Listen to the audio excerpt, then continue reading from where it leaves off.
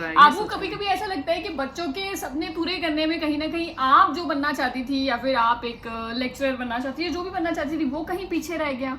हाँ जरूर, मैं चाहती थी कुछ क्योंकि एक टाइम पे मुझे याद है जब आप तीन जॉब एक साथ कर रही थी, तो आपने मतलब सेटल करने के लिए बच्चों को अपनी सारी जॉब छोड़ दी थी। तो ये कहीं ना कहीं कभी मलाल होता है कि हाँ मेरा भी एक सपना था, वो कहीं ना कहीं बच्चों की वजह से या कैसे भी पीछे रह गया। सुबह मैं 5 बजे से लेके 10 बजे तक ऑल इंडिया रेडियो अनाउंसर थी, तो वहाँ पे मेरी ड्यूटी लग जाती थी। और उसके बाद में मैं 10 से लेके 5 बजे तक मैं केंद्रीय विद्यालय में पीरियड्स लेती थी बच्चों के और टीचिंग करती थी। और उसके बाद शाम को मैं, अब तक चैनल था हमारा, लोकल चैनल है बीकानेर का, अब तक पे मैं न्यूज़ रीडिंग करती थी।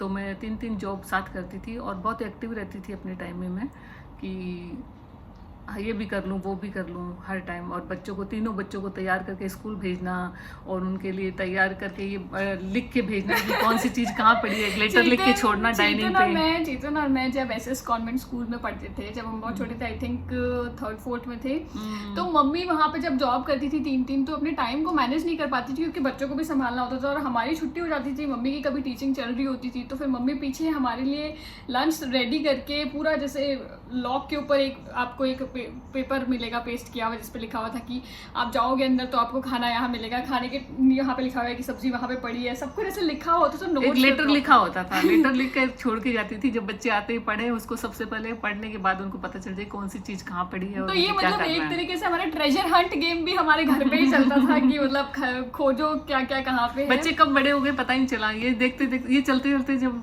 चलता गया, मैं अपने इनके बचपन को मैं जीती रही और मुझे पता नहीं चला बच्चे कब बड़े हो गए।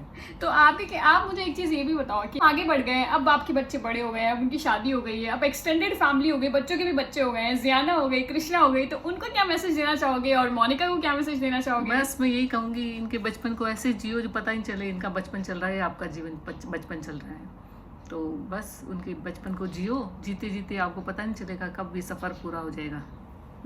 कृष्णा और जियाना को बोलूँगी खूब खुश रहो बेटा, खूब ढेर सारी खुशियाँ, नानी और दादी की तरफ से आपको ढेरों खुशियाँ, आप हमेशा जीवन में खुश रहो और अपनी फैमिली का नाम रोशन करो। ठीक है। और मोनिका के बारे में आप क्या बोलना चाहोगी? मोनिका को भी यही बोलना चाहूँगी कि मोनिका खूब खुश रहो बेटा, तुम्हें जीवन में जो चाहो, जो तुम चाहती हो वो तुम्हें मिले, जो तुमने चाहा हो, कभी मन में सोचा हो कि मेरा ऐसा हो जाए, वो सब तुम्हें मिले।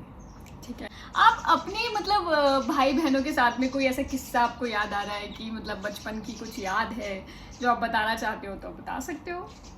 मुझे अपने बचपन का किस्सा तो ज़्यादा याद नहीं आ रहा, ज़्यादा याद आ रहा है आप तीनों के बचपन में कि आप चेतन को हमेशा ऐसे ना आप खेलते हुए उसको ना ऐसे बनाते थे कि जैसे रामू बन जाता हूँ, मेरे लिए ये लेके आ वो लेके आ, तो मुझे बहुत बुरा लगता था। मैं कहती थी इसको बराबर रखो अपने। तो आप तो हम लोग क्या करते थे कि हम जब कोई भी घर या कुछ खेलते थे बचपन में, तो हम चेतन हम खुद तो बन जाते थे, मतलब ऑनर बन जाते थे दोनों। तो मैं और बिट्टू दीदी तो हमेशा ओनर बन जाते थे और ऐसे बहुत चेतन को बुला देते थे हम लोग वर्क। चेतन बहुत ही इनोसेंट था बचपन में, तो शायद उसको जो बोलते थे वो वही रोल प्ले करने लग जाता था।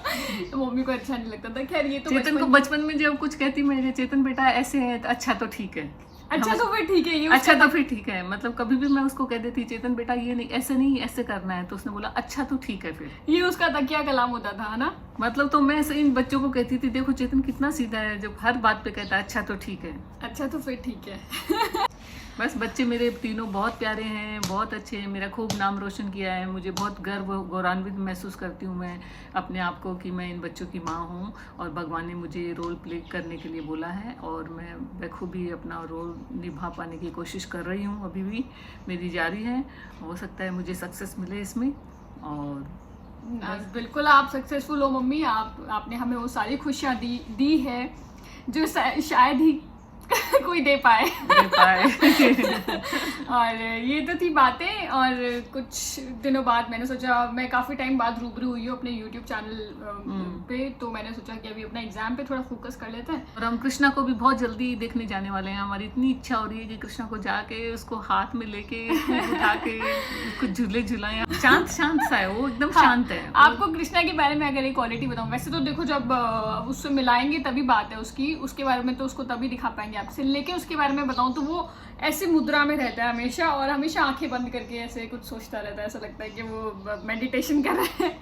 तो इस हिसाब से और जियाना बहुत एक्टिव है। जियाना से जब भी बात करते हैं वो एक जगह पे खड़ी नहीं रहती, 1 माइक्रो सेकंड से ज्यादा, वो बस भागती रहती है इधर मतलब उधर। उसके लिए बार बार फोन इधर उधर करना पड़ता है, मोबाइल को इधर उधर करना पड़ता है, क्योंकि जो उसको दिखाएगा वो बहुत मुश्किल हो जाता है उसको दिखाना, क्योंकि वो टिकती नहीं है एक जगह। वो बहुत एक्टिव किड है, मतलब मुझे लगता है वो अपनी मम्मी की जैसी ही है, एक्टिव है बहुत। उसकी मम्मी भी बहुत एक्टिव थी बचपन में, मतलब जैसलमेर में हम रहते थे, मुझे याद आ रहा है जब वो छोटी थी जैसलमेर लेके गई थी मैं, जब चेतन चिंतन नहीं थे तो वो थी, तो वो मैं मतलब 2 मिनट के लिए उसको बाहर रोड पे लेके आती तो वो रोड पे दौड़ जाती दूर तक, और फिर मैं पीछे वो आगे, बस किसी को बोलती पकड़ लो पकड़ लो और इसको। पता है जब पहले मम्मी और चारू दीदी जब थे और हम दोनों जब नहीं थे, तो बिट्टू दीदी और चारू, मतलब बिट्टू दीदी और मम्मी, इन दोनों की बॉन्डिंग इतनी अच्छी थी कि जब हम दोनों आए ना, हम पैदा हुए, तब तो बिट्टू को मतलब ऐसा होने लग गया कि ये कहाँ से ले आई आप 2 बच्चे, मम्मी को ऐसे बोलती थी, ये बच्चों को ले जाओ वापस, कहाँ से लाई हो, मुझे नहीं चाहिए ये बच्चे।